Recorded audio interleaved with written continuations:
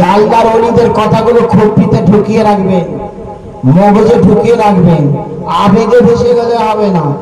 দেখতে হবে তুমি যে কাজটা করছো তোমার কাজের পিছনে ইসলামের দলিল কতটা আছে। তুমি যে কাজটা করছো তোমার কাজের পিছনে গৌস পাক আব্দুল কাদের জিলানীর সমর্থন আছে কিনা, তাই দেখতে হবে। কি হবে না, তুমি বলছো আমি চিশতিয়া, তো চিশতিয়ার হেড কে আমার খাজা বাবা, ঠিক কিনা? তো তুমি আমি যে কাজটা করছি তোমার কাজের সমর্থনে আমার খাজা বাবার মতামত আছে কিনা দেখতে হবে না।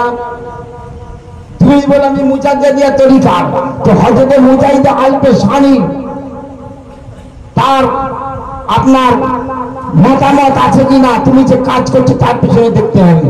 যদি বল আমি নকশবন্দিয়া তরিকার হযরত পীর বাহাউদ্দিন নকশবন্দ রাহমাতুল্লাহ আলাইহি, তোমার কাজের পিছনে খাজা বাহাউদ্দিন নকশবন্দের সমর্থন আছে কিনা দেখতে হবে। এই কথা ঠিক কিনা বলো?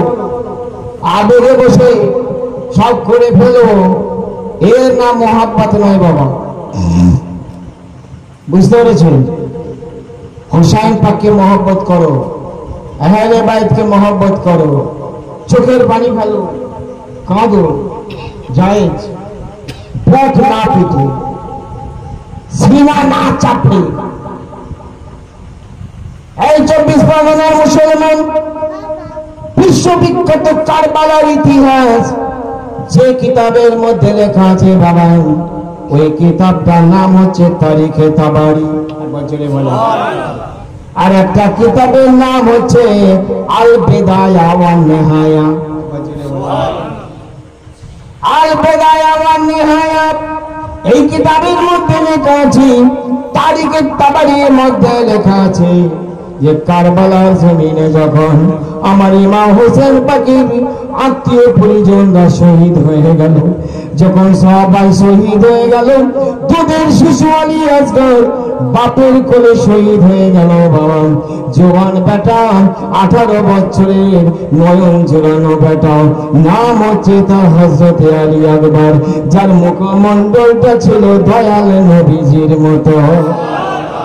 হুসেন পাকের এই বেটা হযরত আলী আকবর উনি জিহাদের ময়দানে শহীদ হয়ে গেলেন। সবার শেষে আমার হোসেন জিহাদের ময়দানে যাবে, জিহাদের ময়দানে যাবে। হুসেন পাকের ছোট মেয়ে নাম হচ্ছে তার সকিনা, নাবালিকা কন্যা। ছোট মেয়ে ছেলে বাপকে জড়িয়ে ধরেছি, ইমাম হুসেন পাককে কোমরটা জড়িয়ে ধরেছে, বলে আব্বা জান আমি আপনাকে কারবালার ময়দানে যেতে দেব না, দেব না। কারণ যারা যারা কারবালার ময়দানে গেল কেউ তো ফিরে এলো না। আব্বা জান আপনি যদি কারবালার ময়দানে যান আপনি ফিরে আসবে কিনা কোনো গ্যারান্টি নাই, আমি আপনাকে ফিরে যেতে দিতে পারবো না। এমন সময় ইমাম হুসেনের বোন মাওলা আলীর মেয়ে, তার নাম হচ্ছে জাইনাব। জাইনাব বলে ইমাম হুসেনের একজন বোন ছিল বাবা। এই জাইনাব ইমাম হুসেনের হাত দুটো ধরেছে, বলে ভাইজান আমি আপনাকে কারবালার ময়দানে যেতে দেব না, শুধুমাত্র তো রইল জাইনাল আবেদিন আর আপনি রয়েছেন।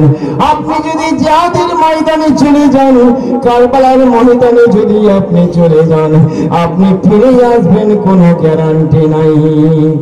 তারিখে তাবারিতে লেখা আছে আল বিদায়া ওয়ান নিহায়া, বিশ্বের প্রামাণ্য কিতাব বানাই। এই হাদিসের সরল কিতাবে লেখা আছে হযরত ইমামে হুসাইন সকিনার হাত দুটো ছাড়িয়ে দিলেন, নিজের বোনের হাত দুটো নিজের হাত থেকে ছাড়িয়ে দিয়ে বলছেন বোন আমি আজকেই রাত্রে স্বপ্ন দেখলাম আমার নানা জান মুহাম্মদুর রাসূলুল্লাহ জান্নাতি শরবতের পেয়ালা হাতে আমাকে পান করাবার জন্য দাঁড়িয়ে আছে।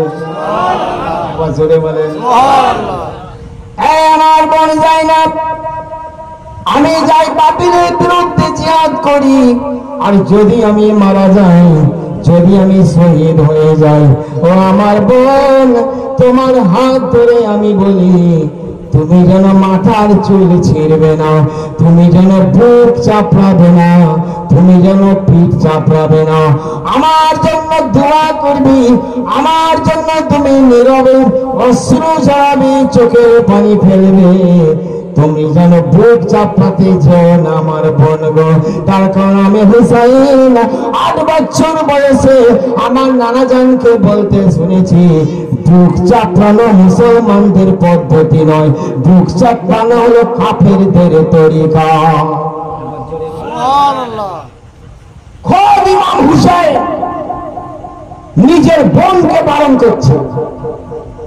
খুলে দেখো কিতাব, আজও পর্যন্ত শিয়া সম্প্রদায় ছাড়া কোন সুন্নি এই বুক চাপড়ে মাতম করে না।